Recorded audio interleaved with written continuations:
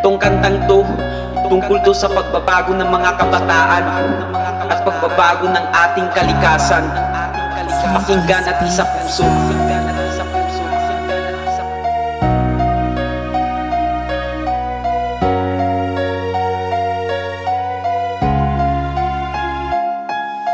Ang dami nang nagbago.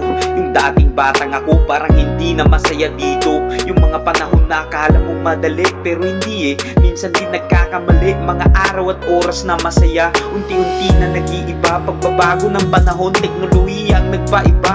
Mababata man o matanda, minsan napapabayaan na ang responsibilidad sa kanila. Di na tulad ng dati ang panahon, social media na ang paboritong panood. Yung dating telebisyon na masaya, minsan kasama pa nga ang buong pamilya. Ngayon ano na, ang dami nang nag-iba. Tulad ng mga kabataan, di na uuso ang larong tagu-taguan. Ano pa nga ba ang magagawa kung ito na ang katotohanan ng pagkaiba? Madami nang nagbago dahil sa teknolohiya. Ano pa nga ba ang magagawa kung ito na ang katotohanan?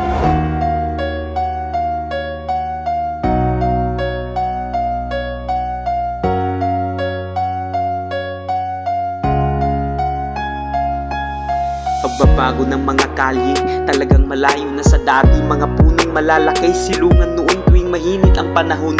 Mga ilog na malinis, tapunan na ng mga basura. Wala nang paki kung ano ang masisira. Ang dagat na kay dati, na kay ganda, parang wala nang halaga. Ano na ba ang nangyayari? Malayo na talaga sa dati. Umiinit na ang panahon, sariwang hangin, polusyon na ngayon.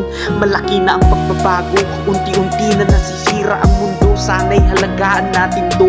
Kalat mo ay iyong pulutin, mga polusyon ay mapupunta din sa atin. Tulad din ng pagtatanim, kung ano ang iyong tinanim, may bunga kang hahapitin. Iba na sa dati yung mga dating sana ngayon ay nangyayari. Kaya sa mga kabataan sana ay makalaya sa tamang buhay. Mga paligid kasabay ng pag-akbang.